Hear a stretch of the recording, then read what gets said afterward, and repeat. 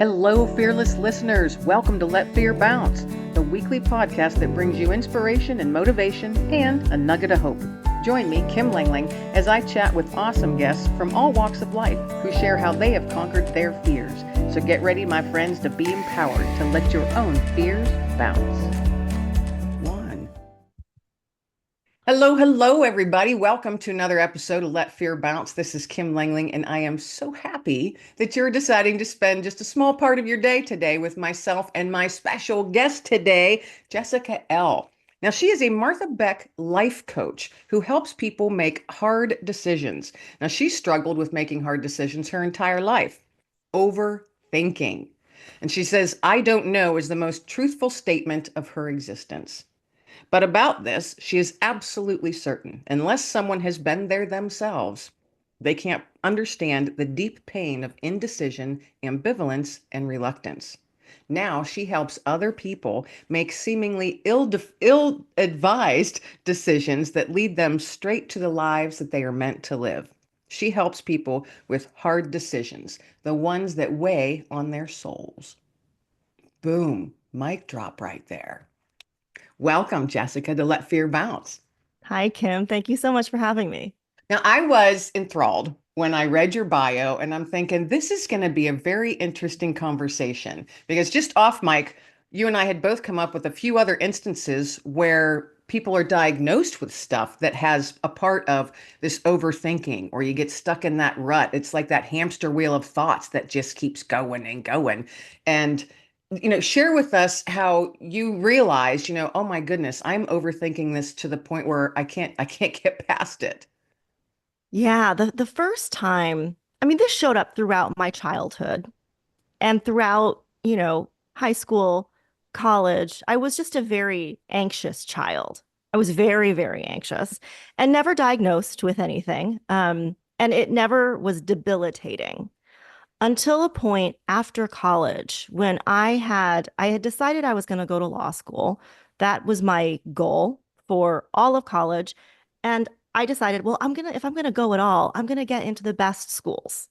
So that was how I had geared my entire life. And I did. I got into most of the top 10 schools in the country.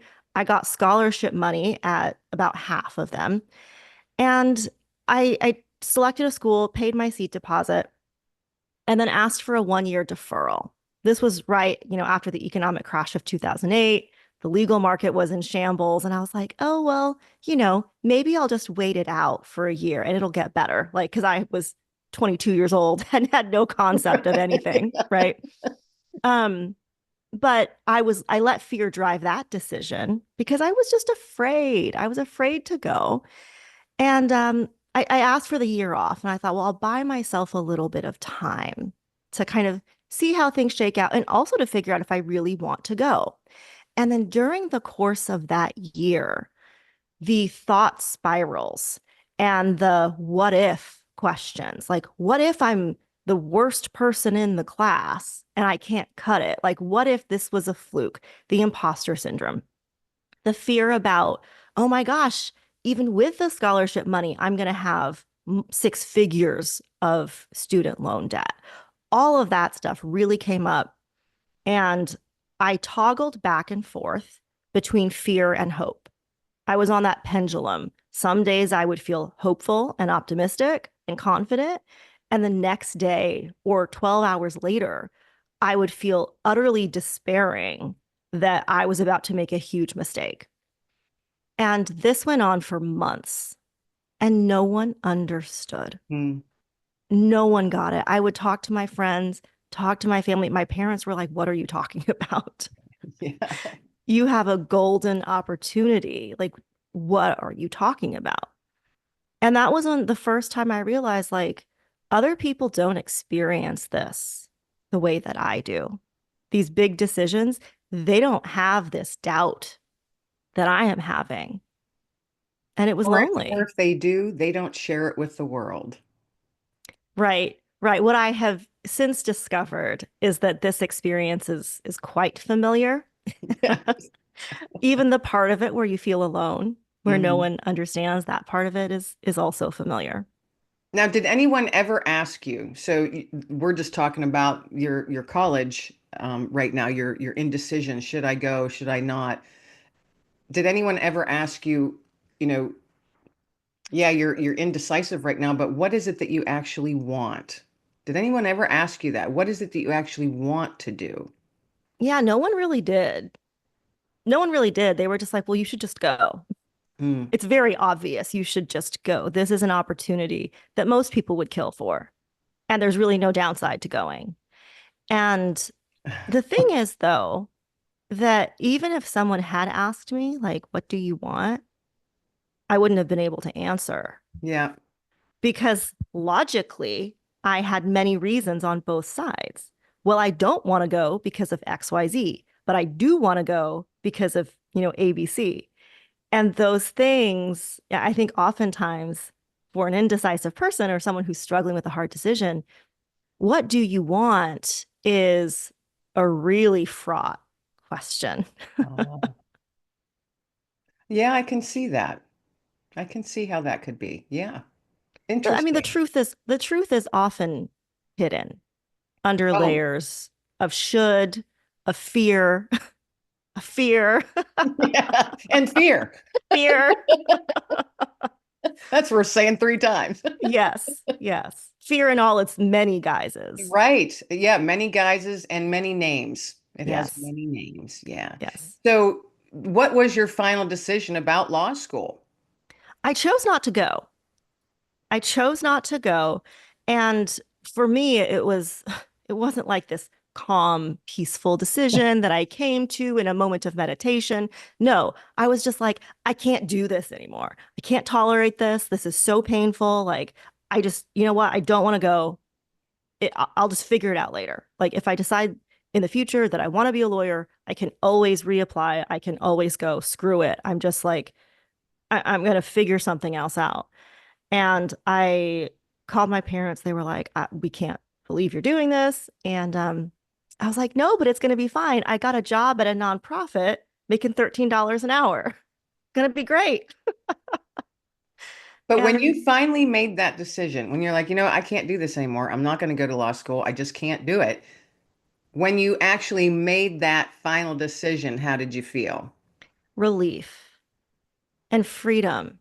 And Yeah. what I teach my clients now is that the truth always feels like freedom. Hmm. It always feels like relief, especially if you've been battling it for a while. And it feels like a sigh.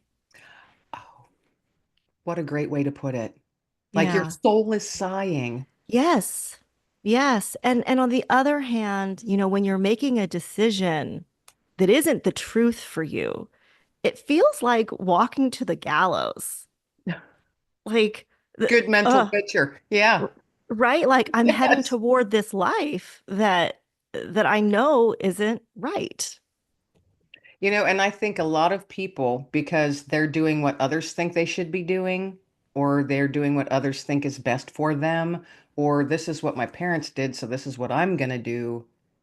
And then 30 years down the road, they're like, what have I done with my whole life? And I've been miserable, Yeah. unhappy in my job. It's so common because most folks, and I'm not being negative to anyone, but most folks, the way we're raised is, got to get a job, got to have pension, got to have 401k, got to have insurance benefits. You have to do it this way.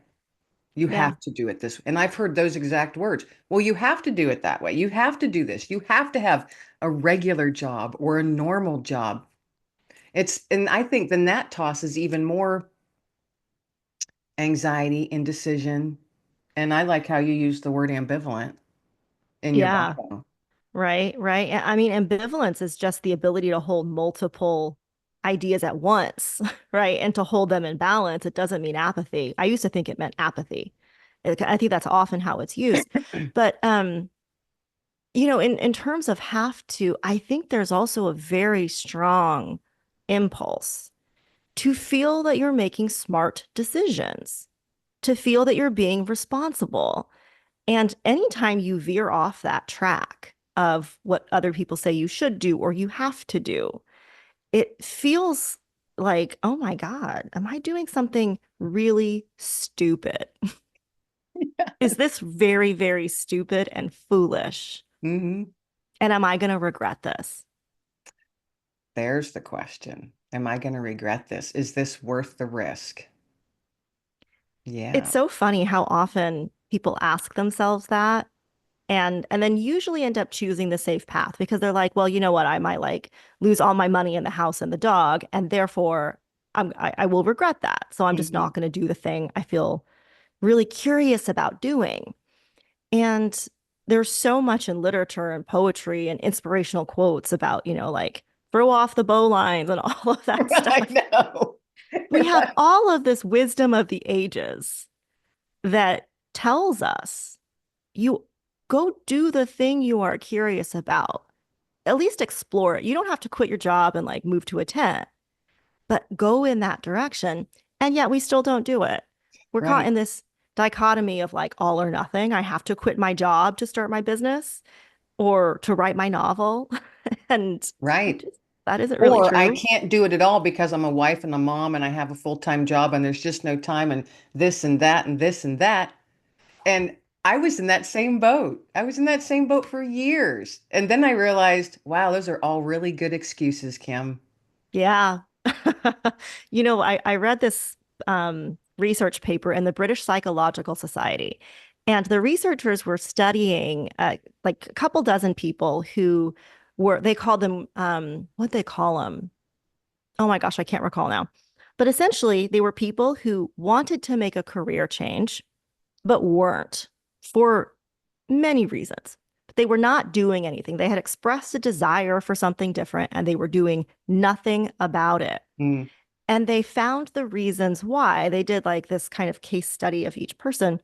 And the number one thing that people do to reduce the tension between the desire and how they're actually acting is what the researchers called emphasizing external barriers.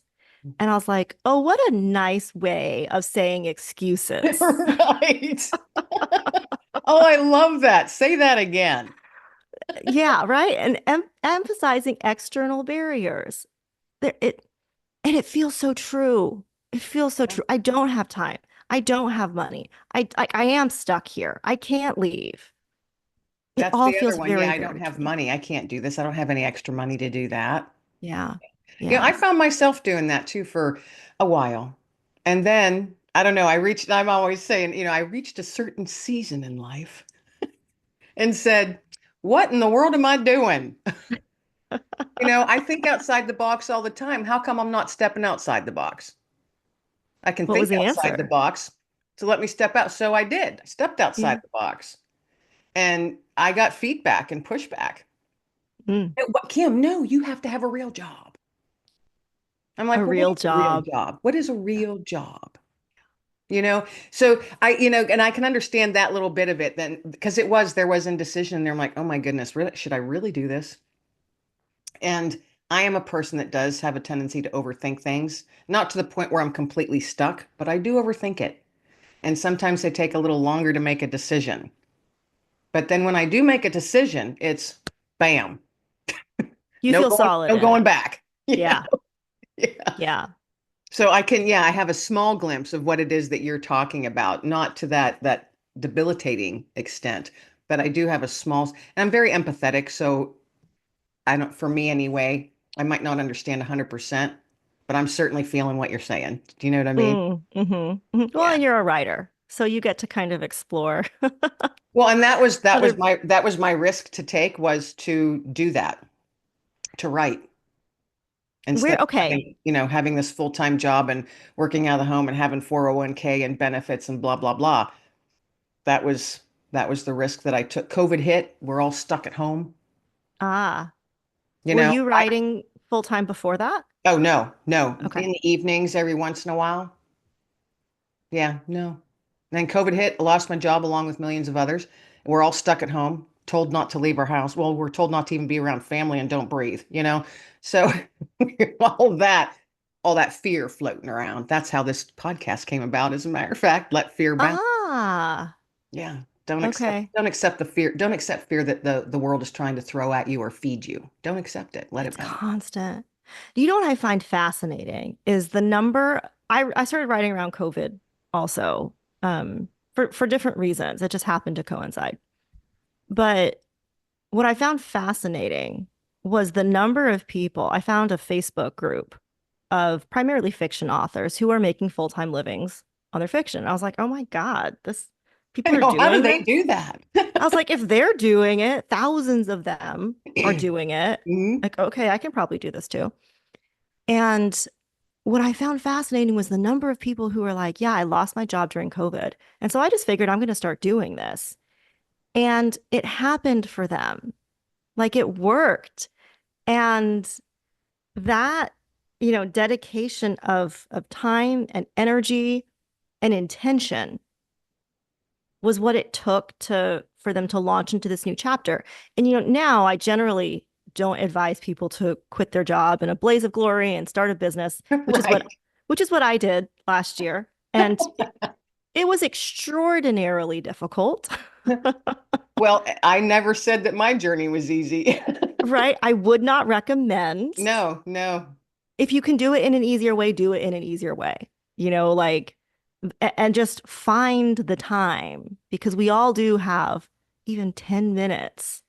You can write a fair amount in 10 minutes every day if Right. writing is your thing. Well, I was Uh, writing for years, since 2004. I was writing. okay. But I didn't start actually looking at it like, I could do more with this Mm, until COVID hit. hmm. And then I did. I mean, I've published numerous books since then. So, yeah, taking a risk on yourself, I think everybody should. At least once in your At least life. one time for something. Yes. Now, yeah, Yes. don't do it to the detriment of like your entire family or you're going to lose your house and all that. But you can take a risk on yourself and then you might be pleasantly surprised. You might be. And what has sustained me for years is believing that I can always make a different decision. Right. You don't I have to can, get stuck in, oh my gosh, this is what I made. I decided to do this and now, ugh. No, you can also make another decision. yes, Amazing. you can go get a job if you need to. Right. And and you can if you need, what I did, and I don't think I've ever shared this before, but there was a point where, because like we said, it's not easy doing your own thing. It's not easy. And my first couple years, it was bumpy. And I'm like, "Ugh, I need to supplement my income because I actually do need to pay my electric bill." So I actually did Instacart for a while. I did that for 2 months, Yeah. getting people's groceries and delivering them. And I'm like, I need Yes. to make this much money per week, and I need to do this for at least 2 months so I can get myself back on an even keel. And that's what I did for 2 months, 2 months only. But I made a certain amount per week. And let me tell you, being an Instacart grocery deliver person is not an easy job. That is a lot of physical labor. And you Mm-hmm. have stairs to go up and down hauling all kinds of groceries for people. Yeah, and was that something that I wanted to do? No, but I did it because I needed to, because I believed in what I was trying to establish. Yeah. Yeah. So you just do, put your pride aside, folks, because Put your sometimes you have to. put your pride aside and the trick is willingness. You have to be willing to do whatever it takes. And if what it takes sometimes is going to get a job or picking up a side gig or something like that, that willingness to do it and to also feel the humiliation of it, right? You know, Like, and I oh, and I did, it was very humbling. And I'm thinking, you know what? You can't look down. Every person in every job is needed. absolutely. And And I was and sitting we there thinking, why, imagine it. people would, because I got feedback. They're like, you're doing Instacart? Yeah. Because I'm a sales and marketing director. Yep. You know, that's this kind of job to this kind of job. And I'm like, well, it's not my full-time job. I'm doing it part-time and I'm doing it for 2 months because I believe in what I'm trying to establish. And I think, like you said, take a risk, but also you have to have belief in yourself. Yeah. You absolutely do. And that's that whole fear of not being able to make a decision. You know, Hmm. I think every single person on the planet has that Well, yeah, at some yeah. point, you know? And it's because we get these messages layered on top of the truth. So, like, we might know what's true, but we get messages like, Kim, you're a director level sales and marketing person. Like, you can't be doing Instacart. Right. That gets layered on top of the truth, which is, I assume, hey, I want my business to work. Like, I want to keep going. I don't want to go get another corporate job. And that was exactly what I said to myself and to Yeah. others Yeah. that I'm not sending out my resume to get another corporate job. I don't want to. I don't want it. Yeah. And when I said that out loud to people, that's when I got but Kim, I'm Yeah. going, but what? This is my life. I appreciate your concern, but this is my life, you know? It's fascinating where that concern comes from. And I believe part of it is that people are genuinely worried. Yeah. But I also And think it comes from a part of their own insecurities. I think so too. Yeah. I think there's a longing. When I left I had a communications job at a tech company before I left to become a life coach. And that was a difficult transition for me Hmm. because I thought, people are going to have a lot of opinions about the term life coach. And they do. And they do. I know they do. Yes. And what's been interesting to see is that as much as I projected that outward and assumed that people would have some negative opinions about me and what I was choosing to do, just as many, I actually never heard any of that, but I have heard a lot of people saying, I'm really inspired by what you've chosen to do. Like, it's very brave, it's very courageous. Like, and there's a longing, I think, for people to do something similar that makes sense for them. Like, Yes. they also want to take that chance and find out what they're made of Right. and like have that experience Well, of because it. we're not meant to live a life of depression or misery. No. We're not meant to live that way. And I know, so, I know people are, in the corporate world, they're working 50, 60, 70, 80 hours a week. Their marriages are failing. They never see their kids, but they're afraid to make a different or an alternate decision because I have to make this much money so we can live this kind of lifestyle. But who set those rules? Who says? Yeah. Who says you have to? Yeah, interesting stuff. Okay, so you didn't go to law school and you got a job at a nonprofit. And then from there, what was the decision that you made to get you to where? I mean, you're a life coach now. So how did you go from almost law school student, nonprofit, life coach? Yeah, a lot of stuff in between. I'm So sure. I have had a fairly untraditional career path. I would say it's largely been in marketing and communications, but untraditionally so. I have a knack for just being in the right place at the right time and being able to help people. So from the nonprofit, I've always been invited into new jobs and new roles. So I ended up, doing some stuff in the nonprofit world, and then I was invited into a position in real estate development. And then I was married at the time, and my ex-husband was like, "Why don't you come?" And he was in real estate. He was like, "Why don't you come do what you're doing for the developer for me?" And that was like probably the first big leap of faith that I actually took. When because I left that job to go work with him full time in his business. And I did that for 5 years and really got a taste of entrepreneurship and owning a business. And then, of course, when the relationship ended, I was like, well, I guess I need a job now. Yeah. Yeah. This was right around COVID. And so I went back to someone that there was a marketing agency I'd done some freelance work for. So I called and I was like, hey, you need another freelancer. And that turned into full time. And then from there, I did communications for that tech company I was talking about. And then I quit my job and became a life coach.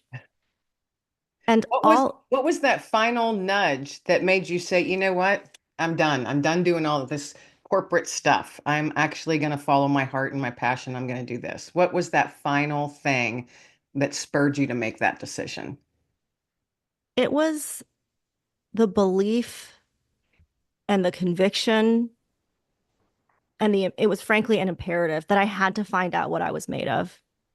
Oh, there you go.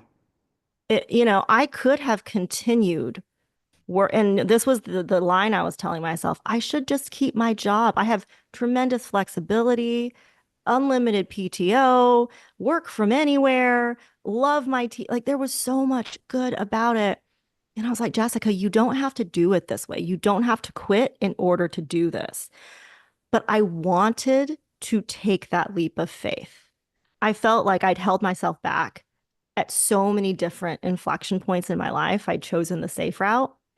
And for once, I wanted to say, you know what? I took the risk, and whatever happens is going to happen. And I'm going to prove to myself that I'm going to be okay. Oh, there you go. There you go. I like that. I like that. I like when you said I had to find out what I was made of.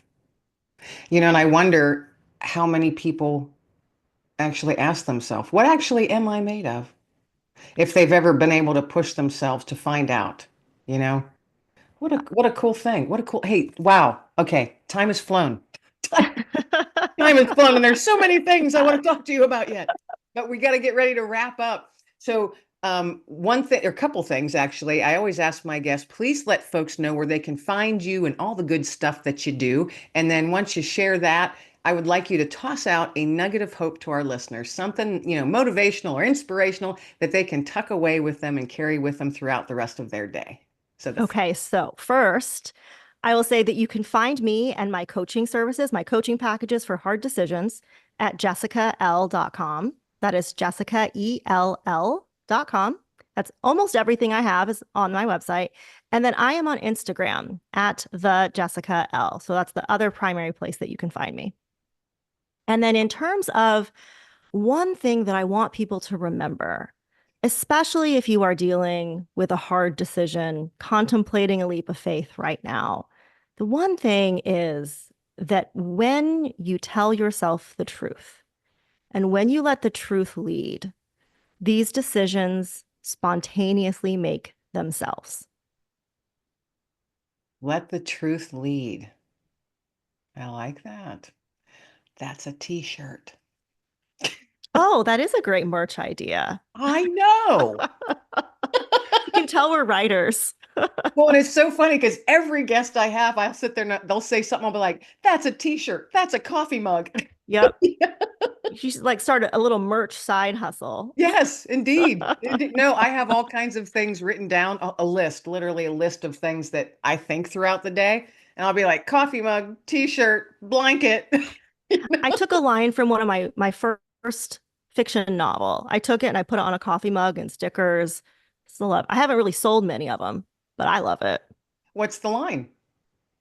The You best have thing to a share woman, it now. right? The best thing a woman can be is rich. Oh, ooh, that sounds slightly badass, doesn't it? Right? I love it. I had coffee mugs made that I'm not drinking from it now that just says let fear bounce. I love that. Yeah. I Yeah. love And it. I That's great use my advice for coffee cup all life. the time. Yeah. For everyone.